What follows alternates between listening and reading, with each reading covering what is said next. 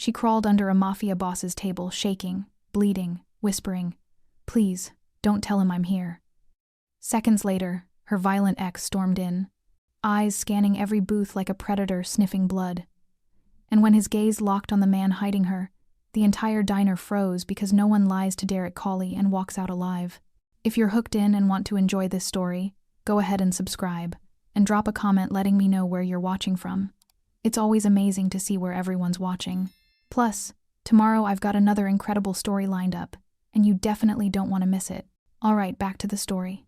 The espresso in Derek Colley's cup had gone lukewarm the moment he heard the kitchen door crash open like a bone breaking. He didn't lift his eyes from the newspaper spread before him. After 15 years running one of the most disciplined crime families on the East Coast, he'd learned to read danger by instinct alone. This wasn't the tired shuffle of the late shift cook or the casual footsteps of a regular closing out their tab. This was terror.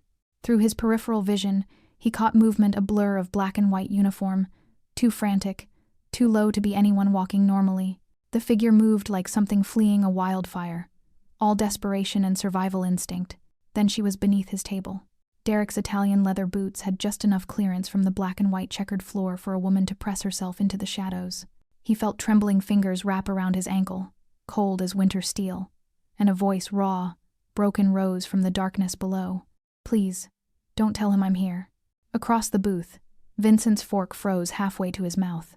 Beside him, Marco's hand drifted instinctively toward his waistband. All four of Derek's men went rigid, their low conversation evaporating into the neon-soaked air like steam. Derek slowly lowered his tattooed hand beneath the table. A small, shaking palm pressed against his ice, cold and slick with sweat. "Easy now," he murmured, his voice gravel and smoke, loud enough for his crew but gentle enough to anchor. "Nobody's telling anybody nothing." That's when the headlights cut through the rain-streaked windows. A pearl-white Escalade, the kind of vehicle that cost more than the diner made in 6 months, rolled into the parking lot with the predatory patience of a shark circling blood. The engine idled for 3 long seconds before shutting off with a mechanical growl. Then the door opened. Evan Russo didn't enter spaces, he infected them. He was tall, sharp-featured, with slicked-back dark hair that gleamed under the diner's fluorescent lights like polished obsidian. A tailored charcoal suit clung to his frame, more boardroom than backstreet, but the 2 men flanking him told a different story. Both wore dark jackets that bulged at the ribs. Both had eyes that swept the room like targeting systems. The diner, which had been buzzing with the comfortable hum of midnight stragglers and truckers nursing bottomless coffee, went silent. "Evening, folks." Evan's voice was silk over razors, the kind of smooth that came from closing deals and breaking people. His smile never reached his eyes as they scanned the booths, the counter, the exits. "I'm looking for someone.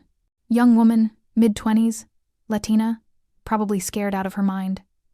He paused, letting the words hang like a noose. "She works here. Name's Tiffany. My girlfriend. She ran out during a misunderstanding." Behind the counter, Sally, the gray-haired waitress who'd been pouring Derek's coffee every Tuesday for the past decade, dried her hands slowly on her apron, her weathered face unreadable. Evan's gaze swept past her, past the truckers, past the elderly couple in the corner booth, and then it landed on Derek's table. Derek didn't flinch, didn't blink, just held Evan's stare with the kind of stillness that only comes from men who've looked death in the face and found it boring. "She's not here," Derek said flatly, his voice carrying the weight of finality. Evan's smile sharpened. "I wasn't asking you, friend. Wasn't offering either." The temperature in the room dropped 10 degrees. One of Evan's men shifted his jacket, revealing the grip of a pistol. Vincent and Marco moved in sync, their chairs scraping back just enough to clear their own weapons. Sally cleared her throat, breaking the standoff. "Sir, I haven't seen any staff leave tonight. Maybe she went to another location?" Evan's jaw tightened. He wasn't stupid enough to start a gunfight in a public diner, but his eyes promised violence deferred, not denied. He pulled a business card from his pocket and placed it on the counter with surgical precision. "When you see her," he said, his gaze never leaving Derek, "tell her I'll be waiting, and I always collect what's mine." The words hung in the air like a curse. Evan turned, his men following like shadows, and walked out into the rain. The Escalade's engine roared to life, headlights sweeping across the windows one final time before disappearing into the night. Only then did Derek feel the grip on his ankle release. He leaned down, finding wide brown eyes staring up at him from beneath the table, terrified, exhausted, and framed by bruises that makeup couldn't quite hide. "If you stay," Derek said quietly, "you do it knowing one thing once I step in. There's no going back." Tiffany's voice was barely a whisper. "There's nothing to go back to." Derek nodded once. Then he stood, extending his hand into the shadows. "Then let's make sure he never finds you again." The diner emptied slowly, like water draining from a cracked basin. Rain softened against the windows. Derek's men positioned themselves strategically, Vincent by the door, Marco near the kitchen, 2 others watching the parking lot through cigarette smoke and silence. Tiffany sat in the corner booth, wrapped in a jacket that smelled like leather and gunpowder. Her hands trembled around a cup of coffee she couldn't bring herself to drink. Every headlight that passed made her flinch. Derek slid into the seat across from her, moving with the careful deliberation of someone who understood that predators and prey spoke different languages. He didn't ask if she was okay. The question would have been an insult to her intelligence. What did Evan want? His voice was low, stripped of everything except necessity. Tiffany's fingers tightened around the mug. "He thinks I stole from him." "Did you?" She met his eyes then, and Derek saw something that surprised him. Not fear, not anymore. Defiance. "Yes." The word hung between them like a lit match near gasoline. Tiffany reached into her apron with shaking hands, finding the small tear she'd sewn herself 3 nights ago. Her fingers worked the stitching loose until she pulled out a tiny object wrapped in electrical tape, a flash drive no bigger than her thumb. She placed it on the table between them like a grenade with the pin pulled. Derek studied it, then her. "You risked your life for that? Because what's on it can destroy him." Her voice cracked, years of buried rage bleeding through. "Everything. Every transaction, every name, every girl he—" She stopped, swallowing hard. "I was his bookkeeper. I saw things no one was supposed to see. And when I tried to leave the first time, he said he'd kill me. Said no one would believe a waitress over a successful businessman." Derek's jaw tightened imperceptibly. He'd heard versions of this story before, different faces, same script. Power, crushing those who couldn't fight back. Vincent appeared at his shoulder with a laptop, placing it silently on the table before retreating. Derek plugged in the drive, his tattooed fingers moving across the keyboard with surprising precision. The files opened like Pandora's box. Encrypted folders labeled with dates and locations, offshore accounts in the Caymans, shipping manifests that listed textiles but showed timestamps matching known trafficking routes, and named city councilmen, district attorneys, 2 sitting judges. Derek's expression didn't change, but Tiffany watched his knuckles go white against the table's edge. "How long were you with him?" Derek asked quietly. 3 years. The first 6 months, he was perfect. Flowers, dinners, promises. Her laugh was bitter and hollow. Then the first time I questioned him about a discrepancy in the books, he locked me in his office for 2 days. No food, no water, just him, explaining very carefully how much I owed him for the life he'd given me. Derek's eyes lifted from the screen. "In the neon light, they looked like winter ice. The bruises on your wrists," he said. "Those fresh?" She pulled her sleeves down instinctively. "He got angry when I tried to access his private files. I told him I was just organizing. He didn't believe me." She paused, her voice dropping to something barely audible. "He never believes me." Derek closed the laptop with controlled precision. He leaned back, studying her with the intensity of someone solving an equation that didn't add up. "You understand what you're holding, right? This isn't just dirt on a bad boyfriend. These names," he gestured at the laptop, "half of them have connections to organizations I've spent years keeping clean distance from. You go after Evan, you're going after an entire network. I know. They'll kill you for this. Not quick either. I know that too." Tiffany's voice steadied, finding strength in the decision she'd already made. "But I can't keep being afraid. I can't keep letting him own my life." She looked directly at Derek. "I came here because I had nowhere else to go. But if you're telling me to leave, I'm not." Derek's interruption was immediate and absolute. "I'm telling you that once we start this, it's war. And war costs more than you think you're willing to pay." Tiffany's eyes glistened, but no tears fell. "He already took everything. What's left to lose?" Derek saw it then, the same look he'd worn 20 years ago, when he decided violence was the only language left to speak. The look of someone who'd been pushed past fear into something far more dangerous, purpose. He stood, sliding the laptop under his arm. "You'll stay at my place tonight. Security's better. Tomorrow, we start breaking down these files. Every name, every transaction. Why are you helping me? The question came out raw, genuine. Derek paused at the booth's edge, his back to her. Because no one helped me when I needed it, he said quietly. And I've spent 15 years wondering if I could have been different if someone had. Morning light broke through floor-to-ceiling windows like an interrogation lamp. Tiffany woke disoriented, wrapped in sheets that cost more than a month's wages, in a bedroom larger than her entire apartment had been. Derek's penthouse was all clean lines and expensive silence, the kind of place where even the air felt controlled. She found him in the kitchen, already dressed in dark jeans and a fitted black shirt, pouring coffee with the mechanical efficiency of ritual. He slid a mug across the marble counter without a word. I'm not used to this, Tiffany admitted, her voice still rough with sleep. She gestured vaguely at the opulence surrounding them. Any of this. You'll adjust. Derek's tone suggested it wasn't a comfort, just a fact. She sipped the coffee. It was perfect. Of course it was. The sound of footsteps announced Vincent before he appeared, a folder tucked under his arm. He nodded to Tiffany with something that might have been respect, then placed the folder in front of Derek. Dug into Evan Russo's history like you asked. You're not gonna like it. Derek opened the folder. His expression remained neutral, but Tiffany watched his jaw muscle twitch once, twice. What is it? She asked. Derek was quiet for a long moment. When he finally spoke, his voice carried the weight of old graves being disturbed. Evan worked for my family. 7 years ago. Low-level collections. Money movement. We trusted him with routes, contacts, names. What happened? He sold us out. Derek's fingers traced the edge of a photograph. Evan, younger, leaner, standing beside men Tiffany didn't recognize, fed information to the Kozlov organization. 3 of my men died in an ambush because of intel he provided. We never proved it, but I knew. Always knew. He looked up at Vincent. He disappeared before we could handle it. Vanished into legitimate business. Changed his operation. Kept his head down. Until now, Vincent added grimly. Turns out he's been building his own network. Using your old routes, your old contacts. He's been hiding in plain sight, using the trafficking operation as leverage to keep people quiet. Tiffany felt ice spread through her chest.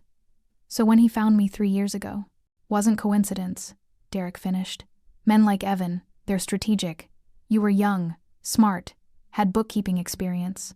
He needed someone he could control, someone to manage his finances without asking questions.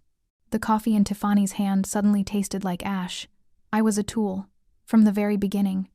Derek's eyes met hers, and for the first time she saw something behind the cold exterior recognition, understanding born from shared experience. We all were, at some point, he said quietly. Vincent cleared his throat. There's more. Carlo wants to talk to you. Says it's urgent. Derek's expression darkened. Not now. He says it's about Russo, about the network. 30 minutes later, they sat in Derek's office oak desk, leather chairs, windows overlooking a city that looked cleaner from this height than it ever was at street level. Carlo, Derek's oldest lieutenant, stood near the window, his weathered face tight with concern. You need to walk away from this, Carlo said without preamble. Evan's connected now. Real connected. He's got cops on payroll, politicians in his pocket.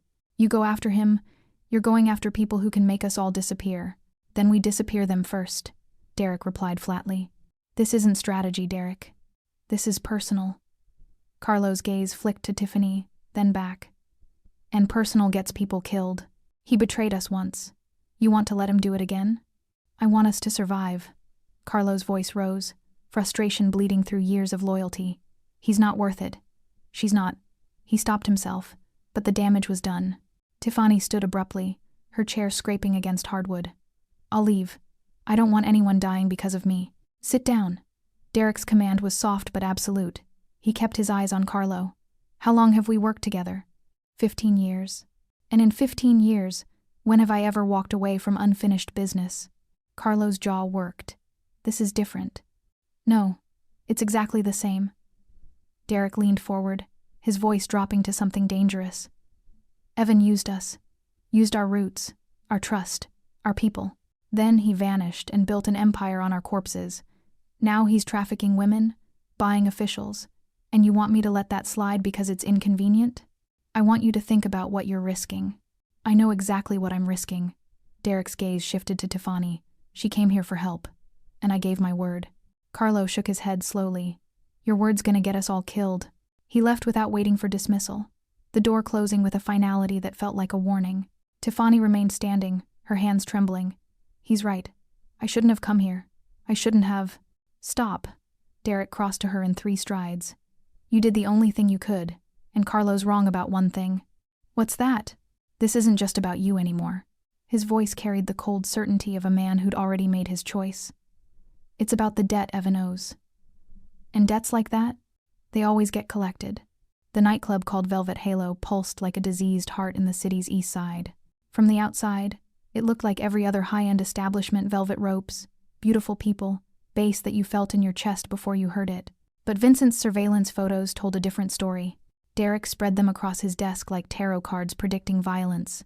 Side entrances that led nowhere on the blueprints. VIP rooms with soundproofing that cost more than the building itself. Luxury cars arriving at 3 a.m, staying for exactly 47 minutes, then leaving. The pattern's consistent, Vincent explained, pointing to timestamps. Every Tuesday and Friday. Same vehicles, same duration. Whatever's happening in those rooms, it's scheduled, professional. Tiffany leaned over Derek's shoulder, her breath catching when she recognized a face in one of the photos. That's Councilman Hayes. He gave a speech at my community center about protecting families. Yeah, well, his definition of protection's a little different. Vincent pulled up another image. That's Detective Morris, Narcotics Division. And that, he tapped a third photo, is Judge Brennan, the one who keeps throwing out trafficking cases on technicalities. Derek's silence was more terrifying than rage. He studied each face with the methodical precision of a man cataloging targets. The flash drive has timestamps that match these arrivals, Tiffany said quietly. Down to the minute. Evan kept records of everything. He called it insurance. Smart. Derek's voice was flat. Keep everyone dirty so no one can turn on you without burning themselves. So what do we do? Tiffany asked. If we leak this, they'll kill us before it reaches the press. Derek pulled out his phone, scrolling through contacts until he found the name he needed. We don't leak it, we use it as leverage. I know someone who specializes in making powerful people very uncomfortable. He dialed. The conversation was brief, coded, and ended with coordinates and a time. 2 hours later, Derek's car pulled into an abandoned warehouse district where even the streetlights had given up. A single vehicle waited, a nondescript sedan that screamed federal agent trying not to look like a federal agent. The woman who emerged was in her 40s, sharp-eyed, with the kind of exhaustion that came from swimming against institutional rot. She introduced herself only as Agent Chen.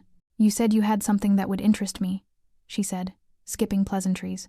Derek handed her a USB drive. Encrypted files. 3 years of transactions, names and video evidence linking city officials to a trafficking network operating out of Velvet Halo. Chen's expression didn't change, but her fingers tightened on the drive. And you're giving me this because? Because I want Evan Russo buried so deep he never sees daylight. But I'm not stupid enough to think I can do it alone. Not when half the city's on his payroll. What do you want in return? Protection for her. Derek gestured to Tiffany. Witness protection if it comes to that. And immunity for anything on those files related to my organization. Chen almost smiled. You think you have that kind of leverage? I think you've been trying to build a case against Russo for 2 years and getting blocked at every level. I'm handing you the key. Derek's voice dropped. So yeah, I think I have leverage. Chen studied them both, weighing outcomes and risks. Finally, she pocketed the drive. I'll need 48 hours to verify this. If it's real, we can talk protection. But no immunity. Best I can do is selective prosecution. Good enough.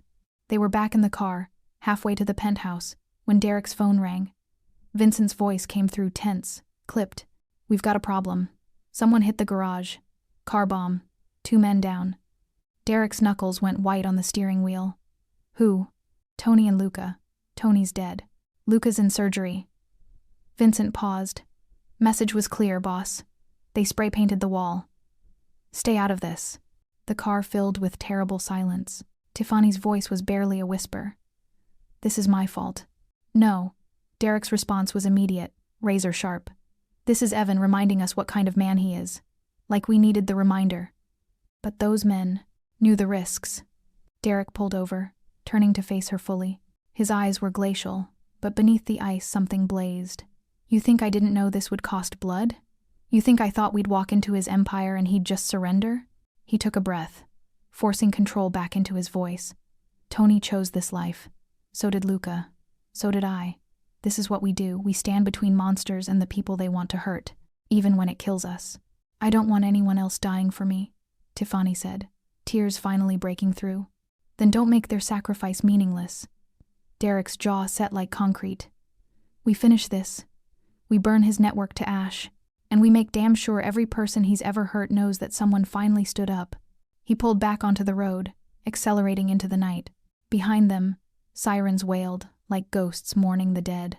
And somewhere in the city, Evan Russo smiled, believing he'd already won. The funeral was small. Rain fell like the city itself was mourning, drumming against black umbrellas and turning the cemetery into a landscape of mud and grief.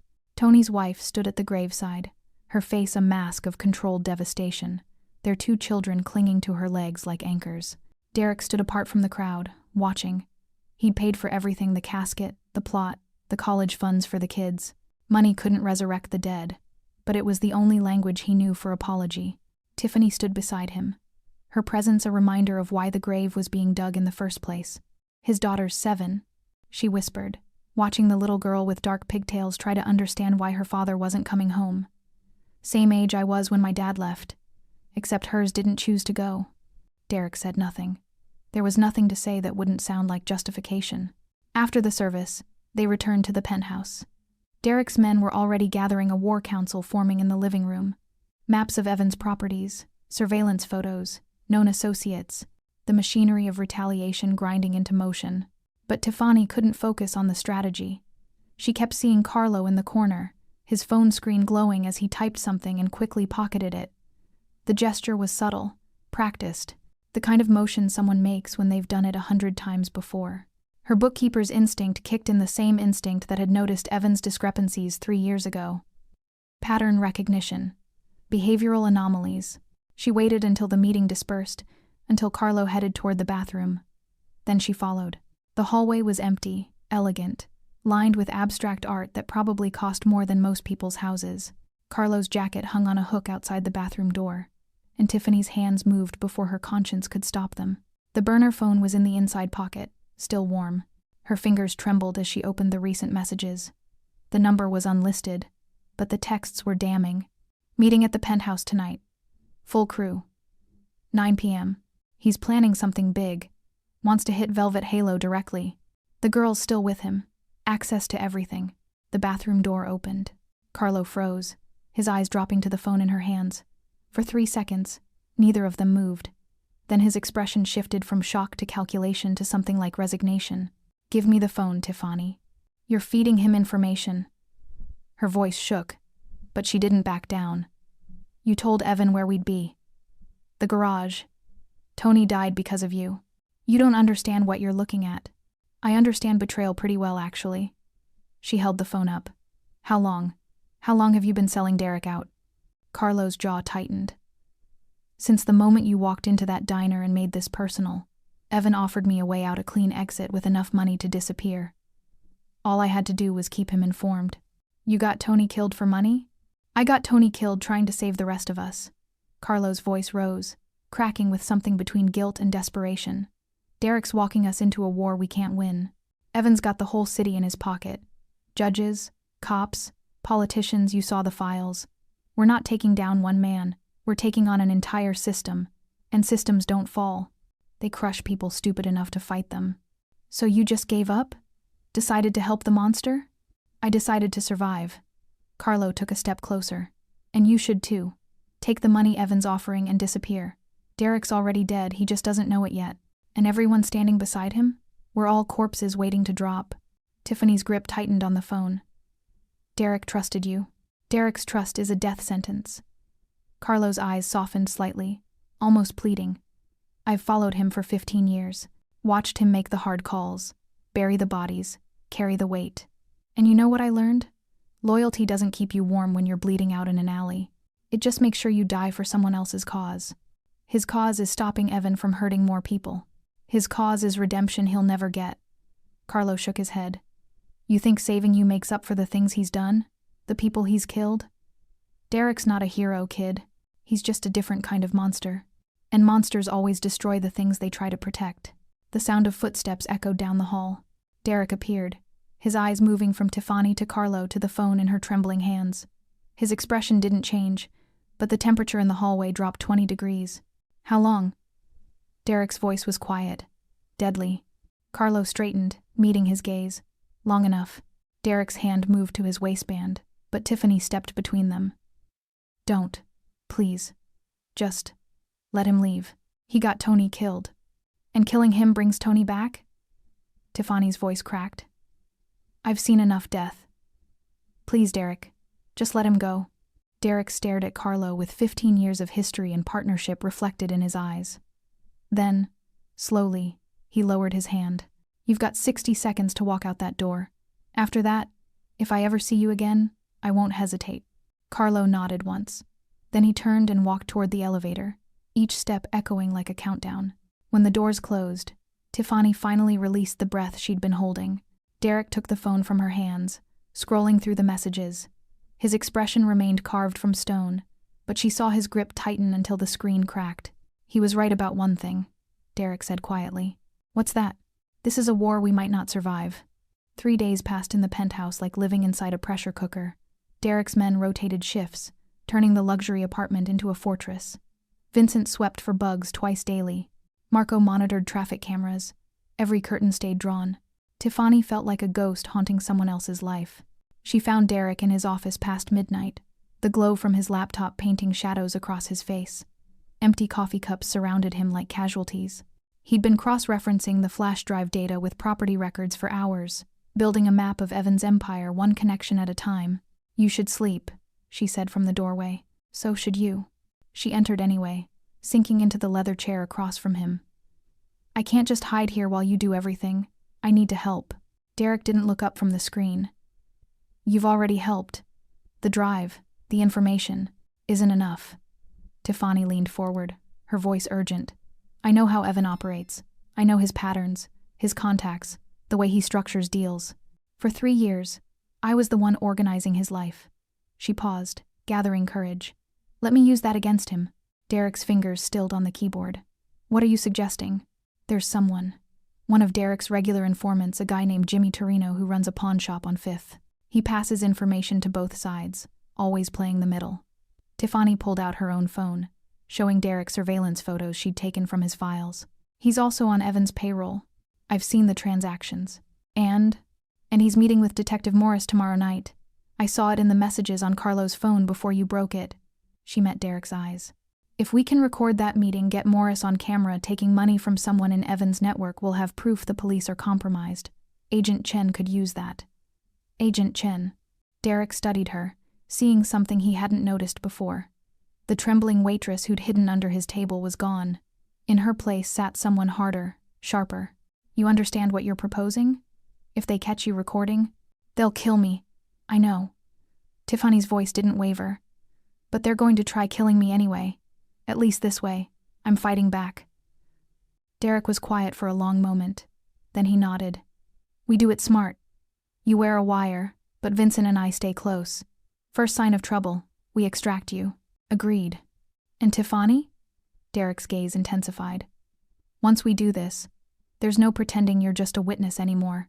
You become part of this, actively. I stopped being just a witness the moment I stole that drive.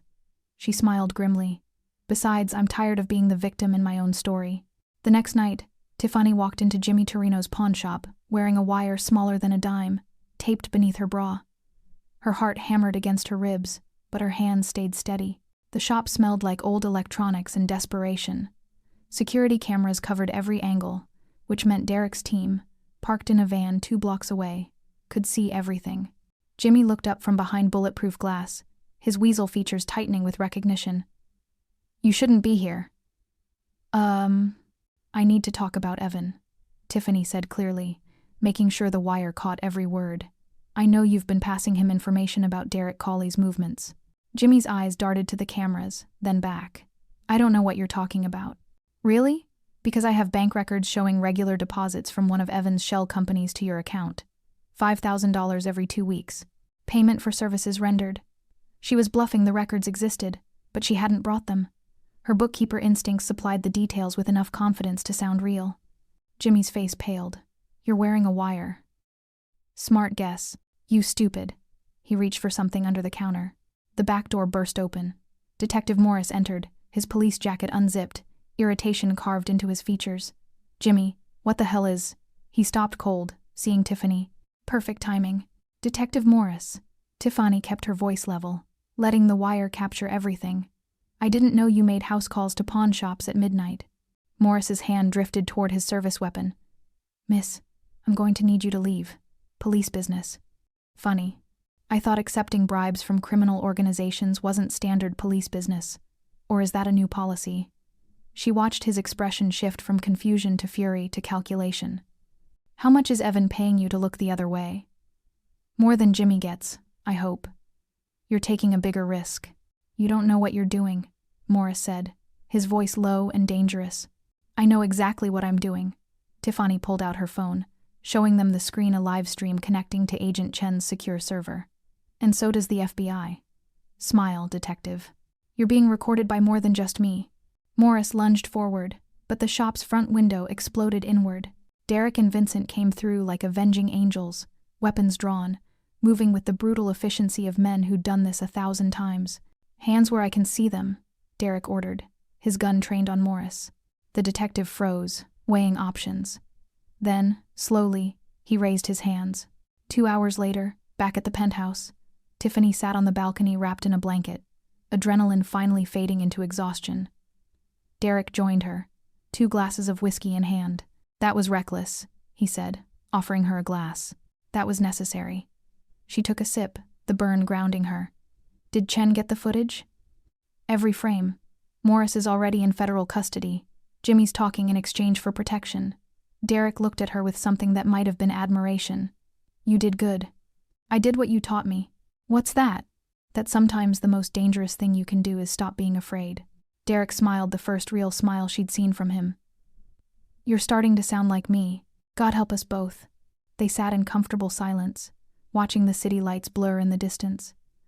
For the first time since she'd crawled under that table, Tiffany felt like she wasn't just surviving.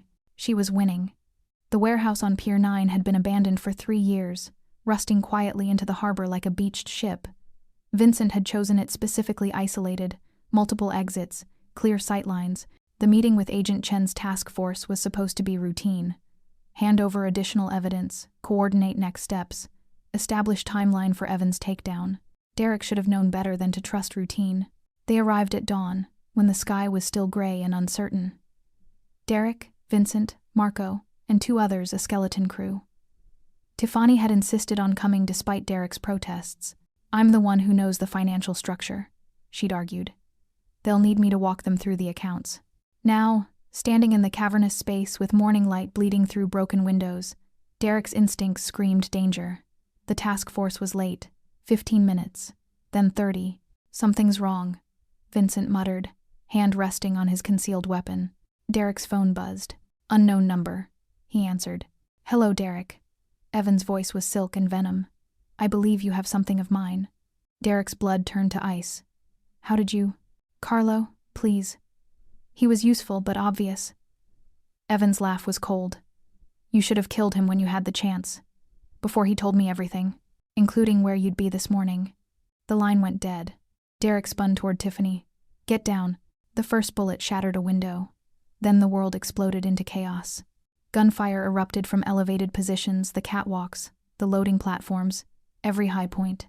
Professional, coordinated, at least 8 shooters, maybe more. Derek's men returned fire, but they were exposed, outgunned. Marco took a round to the shoulder and went down hard. Vincent dragged him behind a concrete pillar, cursing. Derek grabbed Tiffany, covering her body with his as bullets sparked off metal around them. "Stay low. Move when I move." They scrambled toward a stack of shipping containers, using them for cover. Derek's mind raced, calculating angles, counting shooters, measuring survival odds, all of them grim. Another volley tore through their position. One of Derek's men, Tommy, screamed once and went silent. "We're pinned," Vincent shouted over the gunfire. "They've got every exit covered." Derek's jaw tightened. This wasn't a random hit. This was execution, carefully planned. and Carlo's betrayal had set the stage. Tiffany's hands shook as she pressed herself against the container. "This is my fault. I should never have." "Not now," Derek cut her off. He keyed his radio. "Marco, can you move?" Shoulders torn up, but yeah. "There's a drainage tunnel 30 yards east. We make a run. We might—" A new sound cut through the gunfire. A vehicle approaching fast. Black SUV, ramming through the warehouse's side entrance like a battering ram. It skidded to a stop, and the door opened. Carlo stepped out. For one crystalline second, Derek thought he'd come to help. Then he saw the man beside Carlo, Evan Russo, immaculate in a gray suit, flanked by 4 armed contractors. "Stop firing," Evan called out calmly. The shooting ceased immediately, leaving only ringing silence and the smell of cordite. Evan walked forward slowly, shoes clicking on concrete, Carlo trailing behind like a shadow filled with regret. Derek Cawley, the ghost who wouldn't stay buried. Evan's smile was a knife dressed in charm. "You should have taken the hint with the car bomb, should have walked away." "Where's Agent Chen?" Derek demanded, still shielding Tiffany. "Federal custody, along with her entire task force." Evan's smile widened.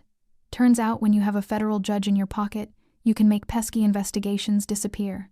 Chen's computer was mysteriously filled with fabricated evidence. Career suicide. Tragic, really. Derek's grip on his weapon tightened. "You can't buy everyone." "No, but I can buy enough." Evan's gaze shifted to Tiffany, his expression darkening. "Hello, baby. Miss me?"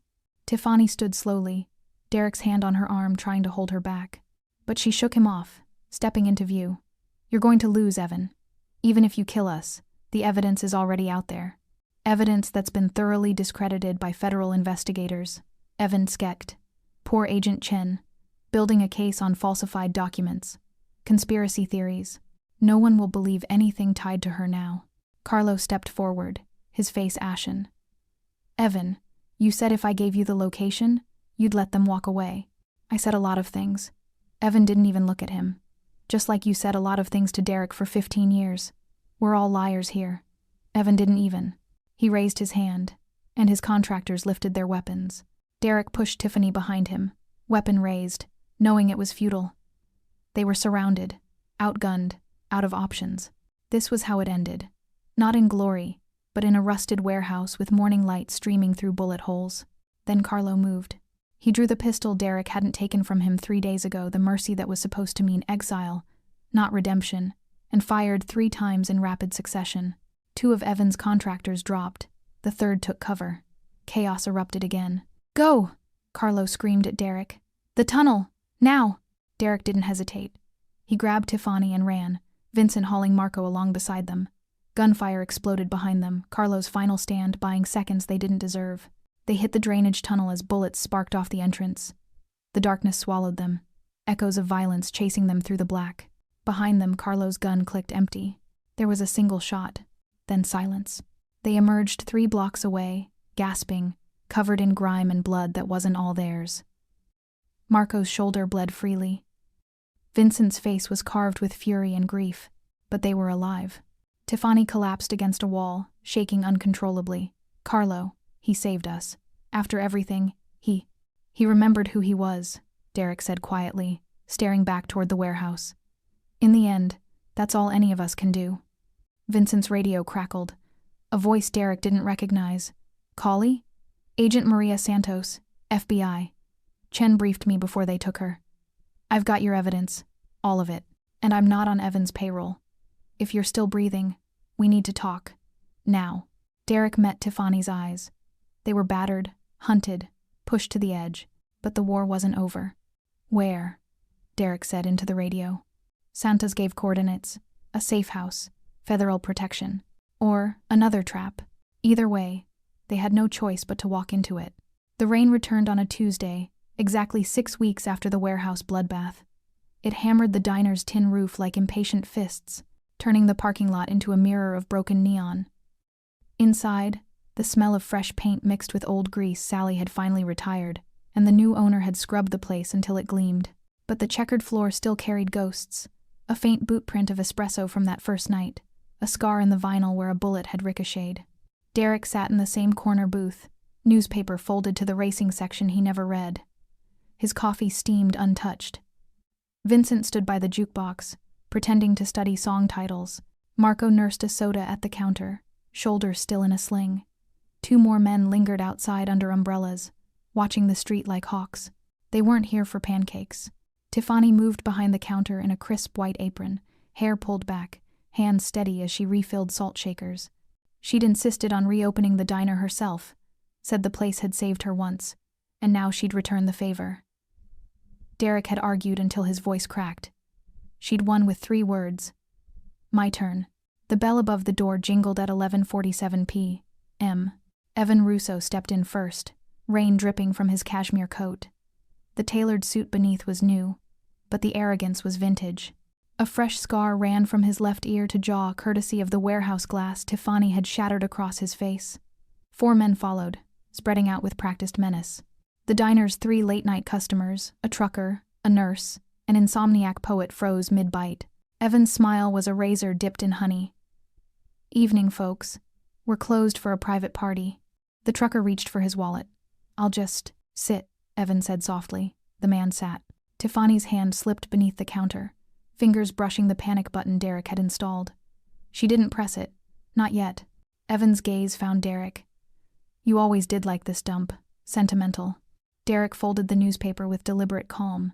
You always did like entrances. Subtlety's not your color. Evan's men fanned wider. One locked the door. Another flipped the open sign to closed. The neon buzzed, flickered, steadied. Tiffany stepped out from behind the counter, apron strings knotted tight. You're bleeding on my floor. Evan glanced down rainwater mixed with a thin line of crimson from the healing scar. Your floor? Cute. Last I checked, this place belonged to the city health code violations. It belongs to me now. Her voice didn't shake. Paid in full. You're trespassing. Evan laughed, the sound sharp enough to cut glass. You think a deed stops me? I own judges, sweetheart. I own the DA who'll bury your little assault charge. I own the cops who'll swear you attacked me first. He took a step closer. I own you. Derek rose slowly, chair scraping like a warning. You own nothing here. The room temperature plummeted. Vincent's hand drifted inside his jacket. Marco set his soda down with a click that echoed like a round chambered. Evan's smile thinned. Still playing hero, Collie? How many men have to die before you learn the game's rigged? None tonight, Derek said, because you're not walking out with her. Evan snapped his fingers. His men drew Glocks, suppressors glinting under fluorescent light. Derek's crew answered in kind. 6 guns on 6 guns. The trucker whimpered. The nurse dropped her fork. Tiffany's heart hammered so hard she tasted metal. She'd rehearsed this moment in nightmares. Evan's smirk, the smell of gun oil, the way fear used to paralyze her. But tonight, fear had company rage, bright and molten. She pressed the panic button. Outside, sirens wailed to life distant, then closer, then deafening. Red and blue lights painted the windows like war paint. Evan's composure cracked. What did you? Federal Task Force, Tiffany said, stepping into the open. Agent Santos sends her regards. Your judge? Arrested an hour ago. Your DA? Singing to the FBI. Your cops? Wearing wires? She smiled, small and fierce. Turns out, when you spread corruption thin enough, someone always flips. Evan's face twisted. You lying? Check your phone, Derek said. Evan fumbled for it. The screen lit with headlines FBI raids Velvet Hollow, corrupt officials in custody. Evan Russo wanted. The diner door rattled, locked. Evan's men shifted, uncertain. One glanced at the exit. Another looked at Evan like he was suddenly radioactive. Derek took a step forward. Your empire's ash. Your protection's gone. You've got 1 play left. Evan's gun came up fast, aimed at Tiffany's chest. Then I take her with me. Time slowed. Tiffany saw the tremor in Evan's wrist, the first crack in the facade. She saw Derek's finger tighten on his trigger. She saw Vincent calculating angles, Marco bracing his bad shoulder. She saw the booth where she'd hidden, terrified, 6 weeks ago, and she moved. Tiffany dove left, shoulder rolling across the counter as Evan fired. The bullet shattered the coffee machine behind her, steam hissing like a dragon's dying breath. Derek's shot answered a heartbeat later center mass. Evan staggered, blood blooming dark across his white shirt. Chaos erupted. Evan's men opened fire. Derek's returned it. The diner became a thunderstorm of muzzle flashes and splintered wood. The jukebox exploded in a shower of vinyl and sparks. The trucker screamed, crawling under a table. The nurse dragged the poet with her. Tiffany scrambled on her belly, glass crunching beneath her palms. She reached her booth, and yanked open the underside panel Derek had reinforced weeks ago. Inside, a sawed-off shotgun, loaded with beanbag rounds. Non-lethal. Symbolic. She rose like a phoenix from the ashes of her old life. Enough! Her voice cut through the gunfire, raw but unbroken. She racked the shotgun. The sound was thunder in miniature. Every gun swiveled toward her. Evan clutched his side, blood seeping between his fingers. Tiffany, shut up. She leveled the barrel at his chest. You don't get to say my name anymore. Sirens screamed closer. Tires screeched outside. FBI vests poured through the unlocked side door. Santos in the lead, weapon drawn. Federal agents. Drop them. Evan's remaining men hesitated, then lowered their weapons. Derek's followed suit. The diner fell into stunned silence, broken only by the hiss of steam and the drip of blood on tile. Santos cuffed Evan herself, reading him his rights like a lullaby. He stared at Tiffany the entire time, betrayal and disbelief warring in his eyes. You set me up, he rasped. No, Tiffany said. I stopped letting you. Derek crossed the wreckage, boots crunching glass. He stopped beside the booth where it all began. Evan lay crumpled against it, breathing shallow. The flash drive Tiffany had stolen now taped to his chest like a scarlet letter. Derek crouched, voice low. You die in court, not in my diner. Evan tried to laugh, but it came out a wet cough. You think this ends me? It ends what you built, Derek said. The rest is just paperwork. FBI agents hauled Evan up. He sagged between them, leaving a smear of blood on the vinyl. As they dragged him past Tiffany, he whispered, You'll always be mine. She met his eyes cold, unafraid. I was never yours. I was just waiting for the right moment to leave. The door swung shut behind him. The rain kept falling. Tiffany's knees buckled. Derek caught her before she hit the floor, his arms steady where the world wasn't. She buried her face in his shoulder, breathing in leather and gunpowder and safety. Outside, cameras flashed. Reporters shouted questions. Inside, the diner looked like a war zone, but the war was over. Vincent clapped Marco on the back, grinning through blood on his teeth. The trucker emerged from under the table, blinking like he'd woken from a nightmare. The nurse helped the poet to his feet, both of them staring at Tiffany like she was a miracle. Derek eased her onto the booth bench, the same one she'd hidden beneath. He knelt, brushing glass from her hair. You okay? He asked. She looked around at the shattered windows, the bullet holes, the blood on the floor that wasn't hers. Then at the flash drive now in evidence bags, the cuffs on Evan's wrists visible through the window. I'm free, she whispered. Derek's hand cupped her cheek, thumb tracing the bruise that had finally faded. Then let's go home. But Tiffany shook her head. This is home. She stood, legs shaky but sure, and faced the wreckage. The neon sign flickered once, twice, then steadied open. Because some things, once broken, get rebuilt stronger. The diner smelled of bleach and burnt sugar at 317A. The FBI had left an hour ago, taking Evan in an ambulance under armed guard. Yellow tape crisscrossed the doorway like cautionary stitches. Outside, news vans circled, reporters shouting questions into the rain. Inside, only the hum of the freezer and the drip of a broken faucet remained. Tiffany sat on the counter, legs dangling, apron soaked with coffee and someone else's blood. Her hands wouldn't stop trembling. Derek knelt among the wreckage, picking shards of glass from the floor with the patience of a man defusing a bomb. Vincent and Marco had gone to check the perimeter. The silence between them felt sacred. Derek dropped a final sliver into a trash bag, then looked up. You should go home. This is home, she said again, softer this time. The words tasted like truth and grief. He stood, wiping his hands on a rag that used to be white. Blood streaked his knuckles. Evan's, his own, maybe both. He crossed to her, slow, like approaching a wounded animal. When he reached the counter, he didn't touch her. Just stood close enough that she could feel the heat coming off him. You're shaking, he said. I'm supposed to be. Her laugh cracked.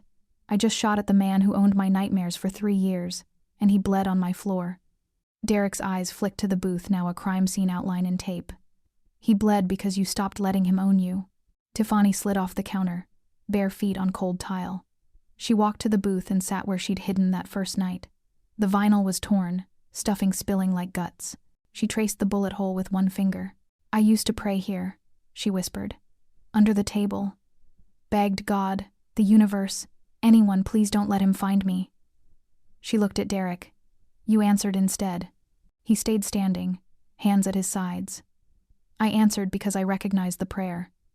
Said it myself once." Tiffany's breath hitched. "When?" "Long time ago." His voice was gravel over glass. "I was 12. My father sold me to a crew for a debt, told me it was temporary. 3 years later I was running numbers, breaking knees, learning that family's just another word for leverage." He met her eyes. "No one came for me, so I became the one who comes." The confession hung between them, raw and unguarded. Tiffany felt the weight of it settle in her chest, his past mirroring hers in ways she hadn't expected. "I tried to kill myself," she said suddenly. The words tumbled out before shame could stop them. "Second year with Evan. He'd locked me in the penthouse for a week. No food, just water, and his voice telling me I was nothing without him. I found pills in the bathroom. Took 20. Woke up in the ER with him holding my hand, crying like he cared." She swallowed. "He told the doctors I was unstable. Got me committed for 72 hours. When I came home, he'd replaced every mirror so I couldn't see what he'd done to me." Derek's jaw flexed. He took one step closer, then stopped like touching her might break something sacred. "I'm sorry," he said.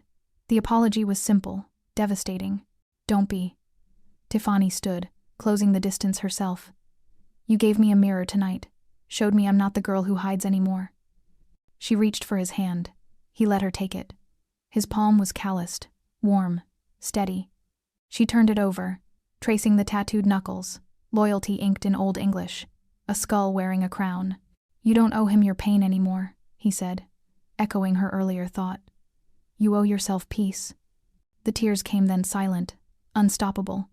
Not the frantic sobs of fear, but the slow release of a dam finally cracking.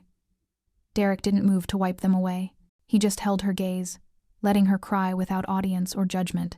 When the storm passed, she leaned her forehead against his chest. He smelled like gunpowder and rain, and something that felt like safety. His arms came around her, hesitant at first, then fierce, like he'd been waiting years to hold something that wouldn't break. "I'm turning myself in tomorrow," he said into her hair. Tiffany pulled back, startled. "What?" "Old charges, tied to Evan's network. Murder for hire, racketeering, stuff I did before I built walls around the worst parts."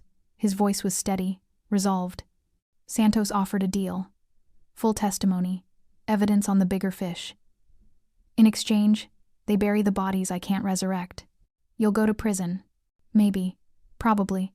But the network dies with me on the stand." He brushed a strand of hair from her face. "And you walk free. No more looking over your shoulder." Tiffany's throat closed. "You're doing this for me?"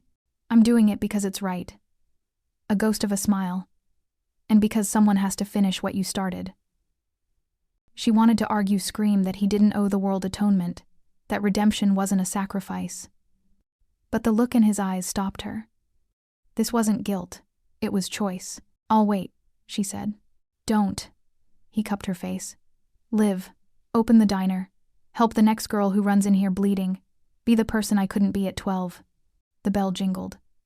Agent Santos stepped inside, rain dripping from her coat. "Time's up, Collie. Transport's outside." Derek nodded. He released Tiffany, but she caught his sleeve. "One thing," she said. She reached into her apron, the same one with the torn hem, and pulled out a small key. The key to the diner. She pressed it into his palm, closing his fingers around it. "When you get out," she whispered, "your booth's waiting. Coffee's on me." His eyes glistened, something Tiffany had never seen. He slipped the key into his pocket like it was made of gold. Santos cuffed him gently, almost respectfully. As they led him out, he didn't look back. Didn't need to. The weight of his promise stayed behind, warm in the air. Tiffany watched the door close. Then she turned to the wreckage and started cleaning. She swept glass into piles, wiped blood from the counter, taped cardboard over shattered windows, every motion deliberate, grounding. By dawn, the diner looked wounded but alive, scarred vinyl, patched walls, a jukebox that played only static but still hummed with possibility. Vincent and Marco returned with breakfast sandwiches and bleary eyes. They ate in silence, passing a flask of something strong. When the sun rose, pale and hesitant, Tiffany unlocked the door and flipped the sign to open. The first customer was the nurse from the shootout. She ordered coffee, black, and left $100 tip with a note. For the girl who saved us all. By noon, the place was packed cops, reporters, locals drawn by the news.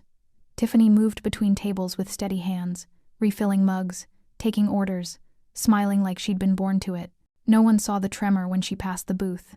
No one saw her pause to touch the key-shaped indent in her apron pocket. That night, she closed alone. She locked the door, turned off the neon, and sat in Derek's booth with a single cup of coffee cooling between her palms. The silence wasn't empty anymore. It was full of echoes, of choices, of a future she could finally shape. She raised the cup in a quiet toast. "To peace," she said. Outside, the rain had stopped. The city smelled clean for the first time in years. 18 months later, the diner's neon sign glowed steady pink against a dawn sky the color of fresh bruises. The parking lot was empty except for a single black sedan idling across the street, engine off, driver invisible behind tinted glass. Inside, the place smelled of bacon and lemon polish.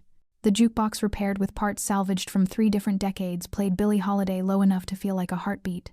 Tiffany Marrero, now 27, moved between booths in a crisp white shirt and jeans, no apron.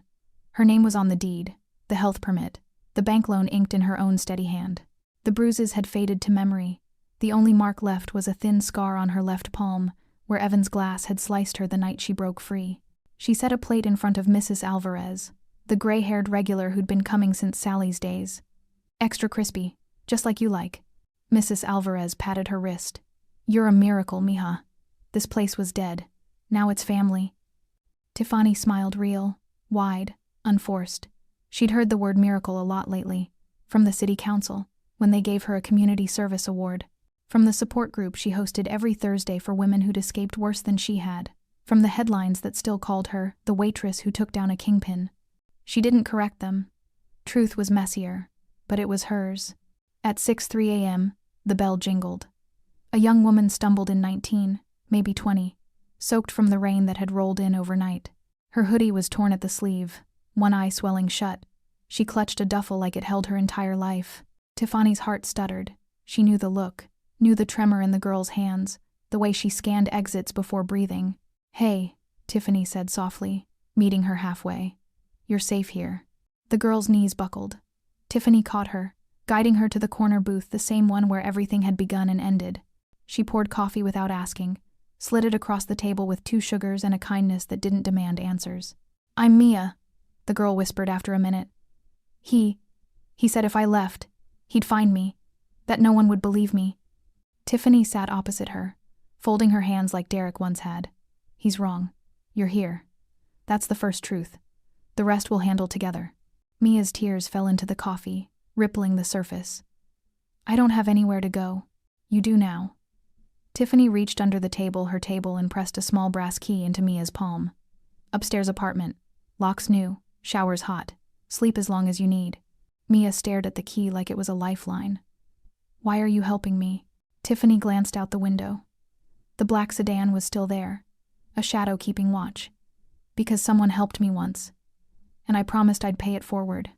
The morning rush began. Truckers, nurses changing shifts, a cop who nodded respectfully instead of suspiciously. Tiffany moved through it with practiced grace, refilling mugs, taking orders, laughing at bad jokes. The diner had become a sanctuary, word spread in whispers. If you were running, bleeding, or just done being afraid, the neon sign meant open arms. At 8:47 a.m., the bell jingled again. This time, the man who entered wore a cheap suit and a tired smile. His hair was shorter, grayer at the temples. The tattoo on his knuckles had faded, but the skull still wore its crown. "Derek Cawley?" The diner fell quiet. Mrs. Alvarez gasped. The cop stood halfway out of his booth. Tiffany froze with a coffee pot in mid-pour, steam curling between them like a question. Derek's eyes, still winter ice, but softer now, found hers across the room. He raised both hands, palms open. "I come in peace, and hungry." Tiffany set the pot down with shaking hands. She crossed the floor slowly, afraid he'd vanish if she moved too fast. When she reached him, she stopped an arm's length away. "You're out," she said. "Time off for testimony that buried 37 people." His voice was rougher, like prison gravel had worked its way in. "Judge called it extraordinary cooperation. I call it Tuesday." Tiffany laughed wet, stunned, joyful. "You look terrible. You look like freedom." He glanced around at the polished booths, the chalkboard menu, the jar labeled college fund for Maya. "You did it." "We did it." She stepped closer. "Booths waiting." He slid into his old spot like he'd never left. Tiffany poured coffee black, no sugar, and sat across from him. For a long moment, they just looked. 18 months of letters smuggled through lawyers, of courtrooms and confessions, of nights she'd fallen asleep clutching the key he'd returned in an evidence bag. "You kept it," he said, nodding at the brass key now, on a chain around her neck. "Never took it off." She touched it, figured it was half the promise. Derek wrapped his hands around the mug, warming them. "Heard you turned this place into a halfway house for runaways." "Safe house," she corrected. "Difference is, they leave when they're ready, not when someone says they can." He nodded, pride flickering in his eyes. "Evan? Life without parole. Velvet Halo's a community center now. Kids learn coding where he used to." She stopped, shrugged. "You know." "Yeah." Derek sipped the coffee, winced. "Still terrible. Some things don't change." She leaned forward. "What about you?" "Parole board says I'm a reformed community asset. Got a job offer security consulting for nonprofits. Legit." He smirked. "Turns out monsters make good bodyguards when they switch sides." Tiffany studied him, the lines around his eyes, the way he held himself looser, like the weight had shifted instead of vanished. "You staying?" "Thought I'd ask the owner if she's hiring dishwashers." His voice dropped. "Or if the booth comes with permanent residency." Outside, the black sedan pulled away, Vincent's signal that the watch was over. Derek was home. Tiffany reached across the table, lacing her fingers through his. "Booth's yours. Coffee's free. But you're on probation. Burn the toast. You're out." He laughed. The sound startled a toddler at the next table into giggles. "Deal." The morning light slanted through the windows, painting them gold. Mia emerged from the kitchen in one of Tiffany's old aprons, shyly taking her first order. "Mrs. Alvarez snapped a photo for the local paper. Mafia boss turned reformed hero returns to diner that saved him." Derek didn't notice. He was too busy watching Tiffany watch Mia, the way her eyes shone with something fiercer than happiness purpose. Later, when the rush slowed, Tiffany locked the door and flipped the sign to close it. She led Derek upstairs to the apartment above the diner, now split into 2 small units, one for staff, one for guests. The original key still fit the original lock. Inside, the space was simple white walls, secondhand furniture, a window overlooking the parking lot. On the sill sat a single framed photo. The two of them outside the courthouse, the day Evan was sentenced. Arms around each other, rain in their hair, victory in their eyes. Derek picked it up. "Never thought I'd see this." "Proof," Tiffany said, "that monsters can choose mercy, and that sometimes the bravest thing a person can do is let someone save them." He set the frame down, turned to her. "I'm not here to save you anymore." "Good." She stepped into his arms. "I'm here to save you right back." Their kiss was slow, deliberate, like sealing a vow neither had spoken aloud. Outside, the rain had stopped. The city hummed with morning traffic, oblivious to the quiet revolution happening under neon lights. Years later, travelers would swear the diner's coffee tasted like second chances. They'd never know the full story, just that the waitress smiled like she'd outrun hell, and the quiet man in the corner booth watched her like she'd hung the moon. But Mia would know, and the girl who came after her, and the one after that, because some roads don't belong to the powerful, they belong to the brave. Thanks for sticking with this story till the end. If you enjoyed it, you're going to love the next one. It's packed with unexpected turns and heartfelt moments. Click the image on your screen to keep the journey going, and make sure to hit subscribe for more amazing stories. Drop a comment and rate this story from 1 to 10. I can't wait to see what you think.